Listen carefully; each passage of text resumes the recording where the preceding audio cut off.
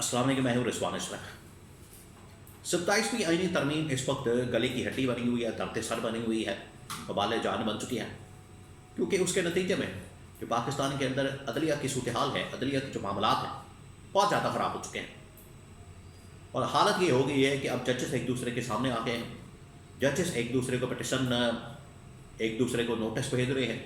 پٹیشنیں ڈال رہے ہیں، انصاف مانگ رہے ہیں، ججز ایک دوسرے کے آمنے سامنے کھڑے ہو کے اپنا کیسز لڑ رہے ہیں، پورا کا پورا نظام ہی فارغ ہو گیا، درم برم ہو گیا، تیش نیش ہو گیا،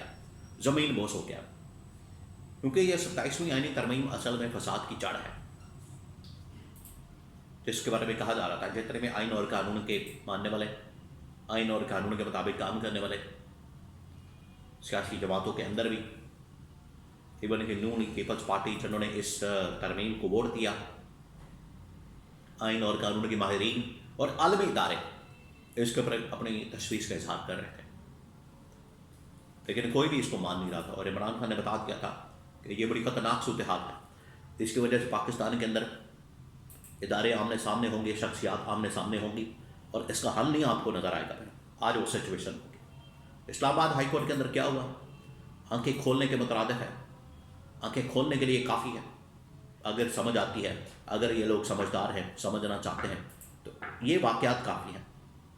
اور اگر یہ لوگ نہیں سمجھنا چاہتے تو پھر یہ جو ٹکراؤ کی ایک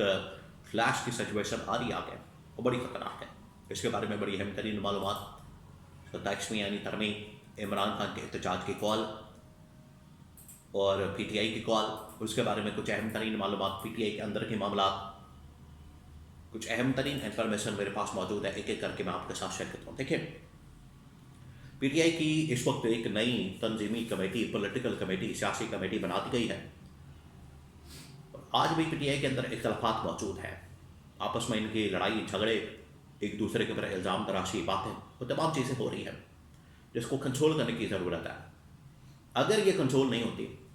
اگر ان چیزوں کو کنٹرول نہیں کیا جاتا، مینج نہیں کیا جاتا، تو یہ پی ٹی آئی کے لیے نقصان دہ ہے الٹیمیٹلی۔ اس وجہ سے بڑا ضروری ہے کہ پی ٹی آئی کو چاہیے کہ یہ جو پولیٹیکل کمیٹی باقی معاملات ان کو کنٹرول کرے، مینج کرے، اور ان کا کوئی راستہ نکالے، ورنہ یہ چیزیں ان کے اپنے خلاف چلی جائے گی۔ اتحاد وقت کی ضرورت ہے، یہ پی ٹی آئی کو اس وقت چاہیے، اور پی ٹی آئی والے جو جس طریقے سے ایک دوسرے کے خلاف بیان بازی، الزام تراشی، یہ تمام چیزیں کر رہے ہیں، اس کی وجہ سے ان کو فائدہ نہیں ہوگا، بلکہ ان کے اپنے ہی کاز کو، عمران خان کی کاز کو نقصان ہوگا۔ اب یہ جو کوہات کے اندر جلسہ کیا گیا ہے، اور جس طریقے سے وہاں پر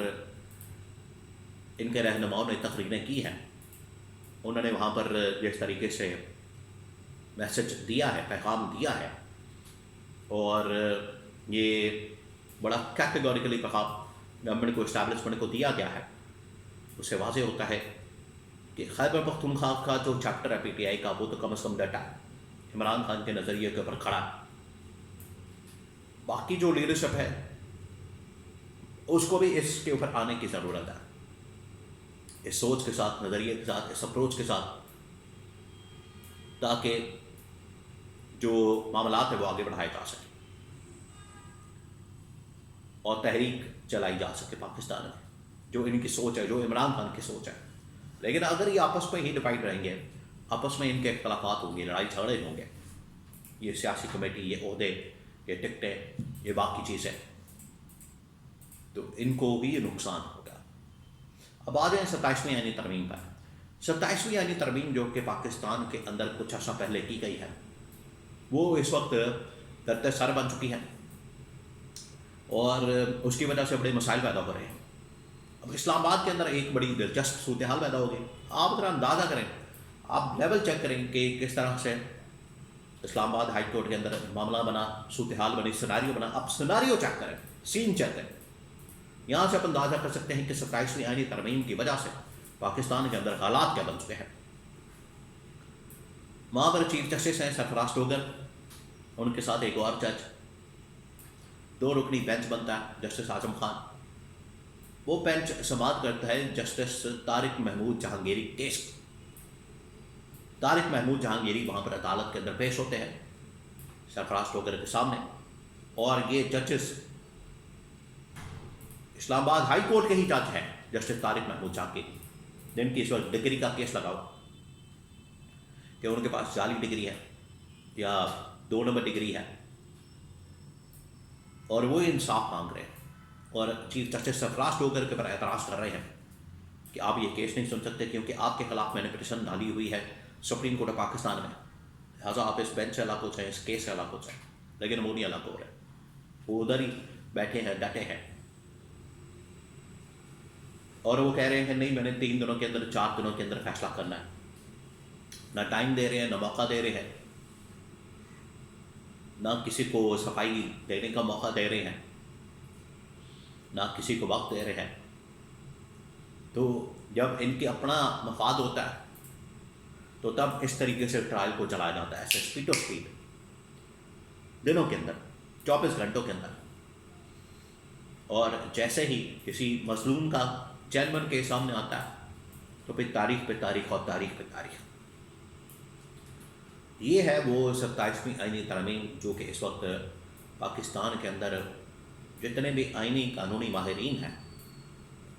ان کی جانب سے اس کے اوپر تشویش کا اظہار کیا گیا، بلکہ اب عالمی ادارے بھی اس کے اوپر تشویش کا اظہار کریں، جتنے بھی انٹرنیشنل آئین اور قانون کے مطابق کام کرنے والے ادارے، Amnesty, International human rights bodies, اس کے علاوہ آئینی قانونی معاملات کو سمجھنے والے ادارے، اور تمام کے تمام یہ 27ویں آئینی ترمیم اس کے اثرات، اس کے امپیکٹ کے اوپر بات کر رہے ہیں، اور میں نے بھی آپ کو بتایا تھا کہ یہ آنے والے دنوں میں پاکستان کے لیے بڑا مسئلہ بن جائے گا، اور یہ ترمیم ان کے لیے درد سر بن جائے گی۔ آج دیکھیں وہی سچویشن پیدا ہو چکی ہے اسلام آباد ہائی کورٹ کے اندر۔ ہائی کورٹ میں ججز ایک ہی عدالت کے، ایک ہی بینچ کے، ایک ہی جگہ پر بیٹھنے والے وہ آمنے سامنے ہے، اور یہ سچویشن ان قریب آپ کو سپریم کورٹ کے اندر بھی نظر آئے گی، بالکل آپ یہ ذہن میں، کیونکہ یہ اب سچویشن رکنے والی نہیں ہے، یہ حالات بڑی تیزی کے ساتھ بگڑے ہیں، خراب ہو رہے ہیں، جو کہ ان کو نظر نہیں آ رہے، سمجھ نہیں آ رہے، جو اس وقت صورتحال بن چکی ہے۔ آپ دیکھ لیں پاکستان کے جو حالات و واقعات ہیں، سیاسی صورتحال، معاشی صورتحال، یہ آئین اور قانون کی، عدالتی معاملات کی جو صورتحال ہے وہ آپ کے سامنے ہے کہ کس طریقے سے یہاں پر بگاڑ مسلسل دن بدن، اور یہ اس کی ریسنٹ ایگزامپل، ریسنٹ مثال اسلام آباد ہائی کورٹ میں، اس سے بڑھ کر اور کیا بات کی جا سکتی ہے۔ تو یہ 27ویں آئینی ترمیم وہ جڑ فساد کی جس کی وجہ سے آج آپ کو اس طرح کے مناظر، اس طرح کے سین، اس طرح کے معاملات نظر آ رہے ہیں۔